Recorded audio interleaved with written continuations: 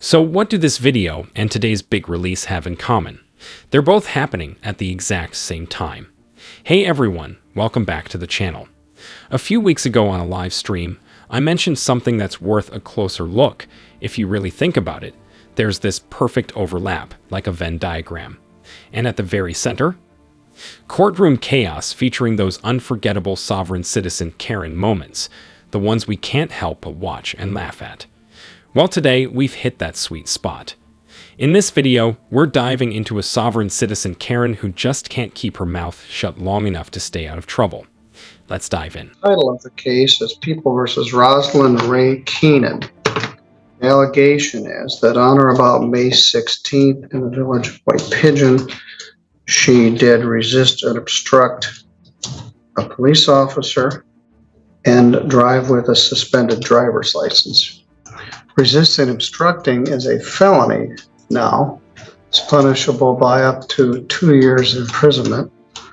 And driving suspended as a traffic matter, punishable by up to 93 days in jail and a fine of up to $500. Carries 2 points on your driving record and requires that your license be suspended. Someone who is identified as Rosalind Keenan is present, and she wanted to explain more about that. We'll give her a chance to do that, but Prosecuting Attorney David Marvin is here, and he's representing the state. So let me ask you again, are you Rosalind Ray Keenan? I'm here as sui juris impropria persona, Rosalind Ray family of Keenan, beneficiary. Is this on record? Yes, everything has to be on the record, so it's all being recorded. Okay, I'm here on the special appearance, and I'm a free woman on the land. I'm here under fraud, menace, and duress.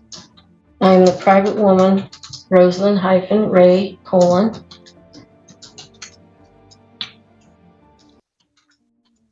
right. Keenan. The all capital mentioned name is the only appellation given to me.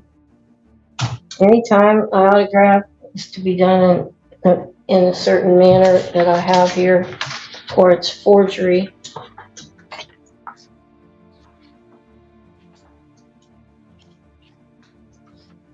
Could you give this to the judge, please?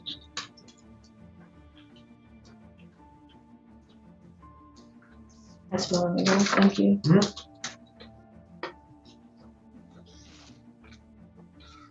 All right, I'll accept this. Thank you. All right, so I think we have the right person here. When she signed her bond, she signed it as Rosalind Ray Keenan beneficiary with quick bail bonds. All right, now we've got another issue. This is a felony charge. The first one is. The second one is under the Motor Vehicle Code. And it requires that we have a preliminary examination, or it requires that you're entitled to a preliminary examination. We had a pre-exam conference last week, and you expressed at that time that you did not wish to have an attorney. You're here with you this morning without an attorney, and we'll address that in a moment. You've been talking with Mr. Marvin. You have an absolute right to represent yourself. I normally don't recommend it.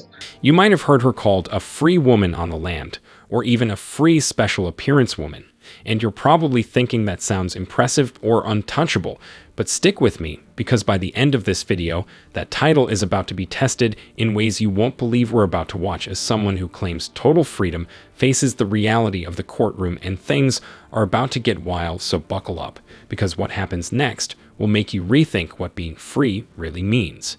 Mr. Marvin, is there a plea offer here? There is, and I'll tell you about that. But I wanted to mention that this is, I believe, the third time we've sat down, and so this is dragged out a bit, but only because she's not represented, and in these 3 separate meetings and adjournments, the court has allowed those, and I appreciate it. I have spent a lot of time with her and her son, who's here. He's always been here, and they're very honest and they're good intended. Thank you. I think that we've come to a resolution that I believe is fair. I've offered, I'm going to state it for the record, and only time will tell if she's going to accept it in hopefully 2 seconds. But what I would do is offer an attempt resisting and obstructing and dismiss count 2. And I would ask that the court set this for sentencing at a later date, and I'd ask for 6 months. And if by that time there's no other incidents with law enforcement or any other reason to continue, I would dismiss this, or at any time before that if I felt that it was necessary. And again, after working with her, I don't think this is the kind of thing that should be, I would hate to see this upstairs as her first felony. I think that she's interested in a way of life that she's honestly trying to understand, but I think that partly to assist her, I've kind of hatched this plan, and I've offered that. I have the feeling she's going to take it today, but if not, I've got my officer and we're ready for a prelim. All right, Judge Middleton is on the bench, and it's time for the plea offer. Now here's the thing with sovereign citizens. They only really listen to advice from other sovereign citizens because, well, birds of a feather fly through propellers together. The prosecutor steps up to lay out the plea deal, and let me tell you, it's hands down one of the sweetest offers I've ever heard in court. And yet, of course, she still turns it down. Because if there's one thing predictable about these courtroom showdowns, it's that they almost never play by the usual rules. He's offering to reduce the driving suspended charge. And he is offering to dismiss the felony charge and reduce it to a charge called attempted resisting obstructing a police officer. That's a misdemeanor. It's punishable by up to a year in jail and a fine of up to $1,000. Do you understand that charge? No, I don't understand the nature and the cause of the charge. All right, Mr. Marvin, let's just do a prelim. I'm not going to tap dance with her. You may be more sympathetic about this flat earth nonsense than I am. But if I'm going to have to argue about everything from who she is to what the charge is, it'd be easier to just put on the prelim. From the affidavit of probable cause, her conduct was outrageous with a capital O.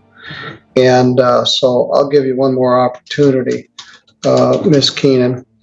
Mr. Marvin is agreeing to dismiss the driving suspended charge. The record shows your license is suspended from Indiana and you don't have a valid Michigan license. That's a benefit. It won't affect your driving privileges. Excuse me? What did you say about the... It's a benefit. And No, before that, about the license. He's dismissing it. And it won't affect your driving privileges here or Michigan or Indiana if he dismisses that. So he's offering to dismiss it. And that's a benefit. He is offering to reduce the felony charge to a misdemeanor. And that's attempted resisting and obstructing a police officer. If you wish to do that, we can pursue it now. If you don't, we can take testimony. The officer's been waiting here for 3 hours. What would you like to do? Are you asking me to take a plea? I'm asking you if you're willing to accept the prosecutor's plea offer. I don't understand that. Mr. Marvin, let's just put on a playing prelim. games. I'm serious. You are playing games. And first of all, you don't. I'm trying to advance to all right, what I'm stop.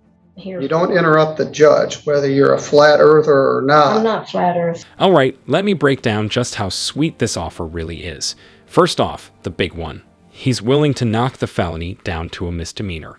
That alone is huge. But it doesn't stop there. He's also going to dismiss the misdemeanor she was already charged with, and the cherry on top. If she stays out of trouble for the next 6 months, that original felony, now reduced to a misdemeanor, gets wiped off her record completely. In other words, she has a real shot at turning a felony and a misdemeanor into nothing. A complete clean slate. I'm not gonna lie, this deal is as good as it gets, and honestly, it's almost too lenient if you ask me. And reading the room, you can tell Judge Middleton might agree with that sentiment. this crazy stuff you're saying. I've got very little patience for it. You don't have an attorney, which concerns me because these charges could result in your incarceration. I will appoint an attorney for you. All you got to do is tell me. But you also have the absolute right to represent yourself.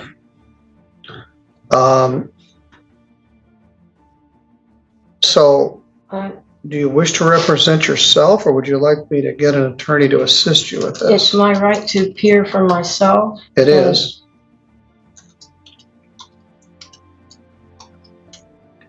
I don't think it would be a violation of your oath of office To do what? to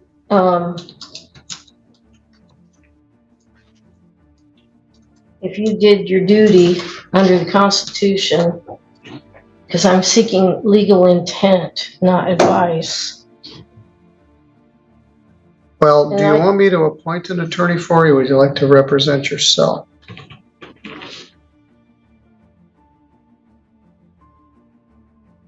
So may I ask, what jurisdiction is this, civil or criminal? This is a criminal case, which points out the fact that you could use a lawyer if you can't tell the difference between a civil and a criminal case. At this point, it might as well be flat earth logic. I've covered a lot of questionable beliefs on this channel, but flat earthers and sovereign citizens have one thing in common. They're driven almost entirely by deeply held delusions rather than reality. No matter how much evidence is put in front of them, they stay locked into the same talking points, convinced they've uncovered some hidden truth that everyone else has somehow missed. A criminal case means you could go to jail, in this case, for up to 2 years. In a civil case, there's no possibility of jail. It's usually over money damages or other types of non-jail relief, like other types of non-jail relief. So yes, this is a criminal case. Well, thank you. So, you said the record is on. Yes. Could the record of the court show that this is a criminal action? And my next question is, I know that the Constitution grants the court 2 types of criminal jurisdictions. One is criminal jurisdiction under common law, and the other is criminal jurisdiction under admiralty or military tribunal venue under Article 1, Section 8, Clause 17 of the Constitution. Under which of these 2 jurisdictions is the court intending to try me? This is statutory jurisdiction of the law of the state of Michigan. It's not any of those things, including the wacky admiralty clause people try to invoke. This is criminal jurisdiction authorized by the state legislature here in the state of Michigan. Thank you. Well, please let the record of the court show that the court intends to conduct a criminal action against me under a statutory jurisdiction.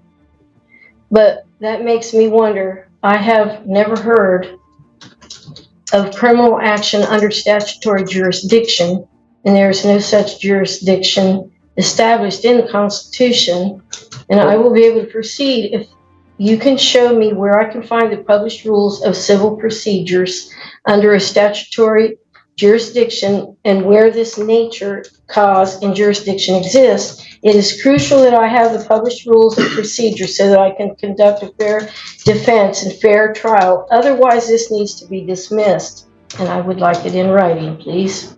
The fact that the court even has criminal jurisdiction to ask that question should be all the proof anyone needs to realize they're in over their head here.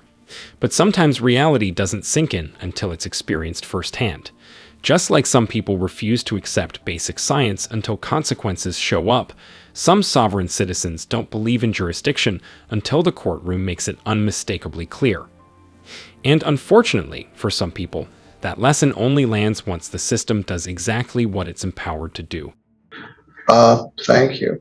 It's not Thank civil you. procedure, it's criminal procedure. And the defendant doesn't come up and show, court, tell me why I get to do this.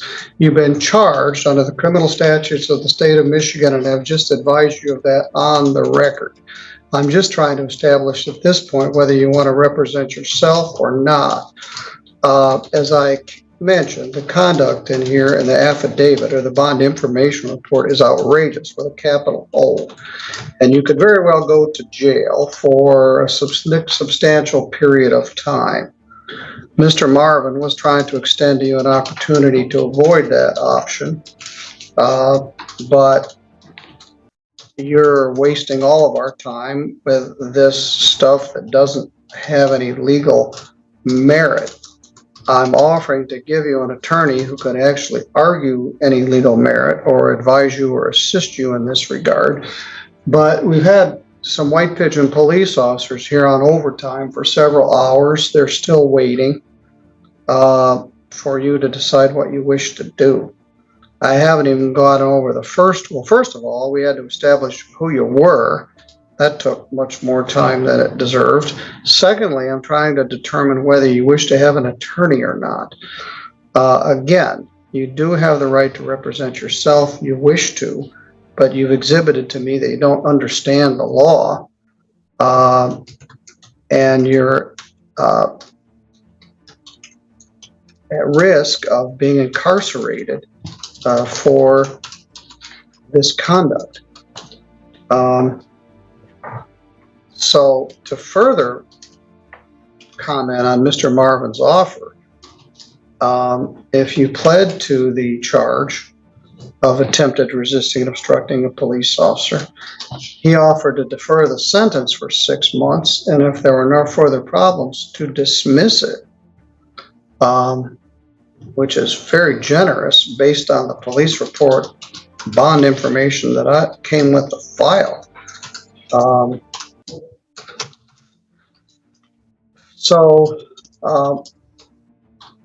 What would you like to do here today? Do you wish to represent yourself?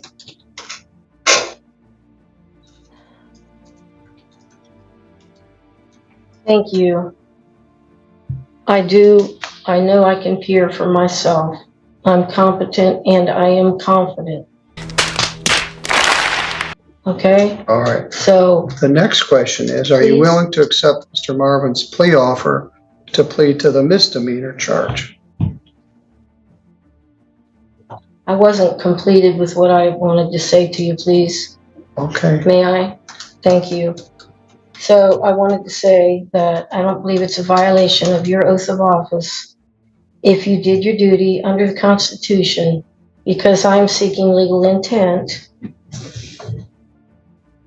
Okay, so I have the right to peer for myself. In order to intelligently defend myself, I have to know the jurisdiction this court is operating under, because the rules of civil procedure under common law jurisdiction are very different from the rules of civil procedure under admiralty or military tribunal venue. Stop. We went through this before. I know. This is not civil procedure. It's the Sixth Amendment grants me the right to know the jurisdiction being applied. And I told you what it was. And it gives you the duty. All right, stop. How polite of you to ask for a lesson in criminal procedure, especially after unloading a non-stop stream of arguments without so much as a heads up.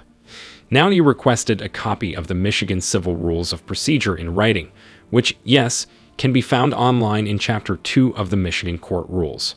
But here's the kicker. It won't help you at all, because this isn't a civil case.